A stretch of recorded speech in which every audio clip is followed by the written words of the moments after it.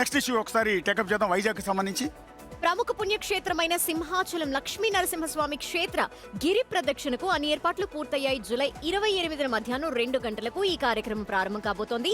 32 కిలోమీటర్లుండే ఈ గిరి ప్రదక్షిణకు దాదాపు 12 లక్షల మంది వస్తారని అధికారులు అంచనా వేస్తున్నారు. అందుకు తగ్గట్టు ఏర్పాట్లు చేస్తున్నారు.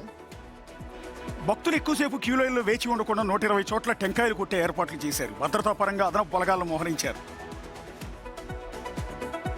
యాక్చువల్లీ గిరి ప్రదక్షిణకి ప్రతి సంవత్సరం కూడా 2 రాష్ట్రాల నుంచి కూడా చాలా పెద్ద ఎత్తున భక్తులు వస్తుంటారు. అంతేకాకుండా పక్కనే ఉన్న ఒరిస్సా, ఛత్తీస్గఢ్ నుంచి కూడా తెలుగు వాళ్లే కాకుండా ఒడియా భక్తులు కూడా చాలా పెద్ద ఎత్తున గిరి ప్రదక్షిణ కోసం తరలి వస్తుంటారు. సో ఇలాంటి టైంలో గతంలో కొన్ని ఇబ్బందికరమైన అంశాలు ఇవన్నీ కూడా చోటు చేసుకున్న నేపథ్యంలో ఈసారి జాగ్రత్తలు తీసుకుంటున్నట్టున్నారు. ఒకసారి వైజాగ్కి వెళ్దాం. వైజాగ్లో మా కొలీగ్ రాజు ఉన్నారు.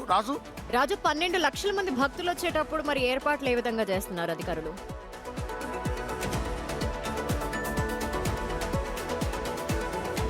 అంటే గతంలో ఉన్నటువంటి పరిస్థితుల్లో ఒక్కసారి పరిశీలించుకుంది దేవాదాయ శాఖ కానీ అటు సింహాచలం దేవస్థానం కానీ మనం చూడొచ్చు. ఎందుకంటే ఎప్పుడూ లేనటువంటి విధంగా ఇప్పుడు ప్రస్తుతం అయితే వస్తున్నటువంటి భక్తుల కోసం ఇబ్బందులు కలగకుండా ఉండడానికి భారీ షెడ్ల నిర్మాణంతో పాటుగా టెంకాయలు కొట్టడానికే 120 స్టాండ్స్ ని ఏర్పాటు చేశారు. అదేవిధంగా క్యూ లైన్ లో వచ్చేటటువంటి భక్తులు ఎక్కడా కూడా ఎక్కువసేపు నిలబడకుండా ఉండేలాగా పూర్తి స్థాయి ఎక్కువగా బారికేట్లను ఏర్పాటు చేసి ఇక్కడ మొత్తం అంతా కూడా సెటరైట్ చేస్తున్నటువంటి అయితే ఉంది. ఎందుకంటే గతంలో మనం చూసాడు తిరుమలలో జరిగినటువంటి తొక్కిసలాట కానీ తర్వాత సింహాచలంలో జరిగినటువంటి తొక్కిసలాటలో అనేక మంది చనిపోయారు. ఈసారి అట్లాంటి ఇబ్బందులు కలగకూడదు. దానికి తోడు 12 లక్షల మంది భక్తులు వచ్చే అవకాశం ఉన్నటువంటి నేపథ్యంలో భక్తులకు ఇబ్బందులు కలగకుండా ఉండడానికి మొత్తం ఆలయం అదేవిధంగా దేవస్థానం అధికారులు, జిల్లా కలెక్టర్, జీవీఎంసీకి సంబంధించినటువంటి మొత్తం అంతా కూడా మా క్యూ లైన్లన్నింటినీ కూడా సెట్ చేసినటువంటిది అయితే ఉంది. అయితే దేశంలోనే రెండో అతిపెద్ద గిరి ప్రదక్షిణ సింహాచలం గిరి ప్రదక్షిణ 32 కిలోమీటర్ల పొడవు ఉంటుంది. ఈ 32 కిలోమీటర్ల పొడవును కూడా దాదాపుగా 2700 మంది పోలీసులతో ప్రతి చోట వీళ్ళకి కావాల్సినటువంటి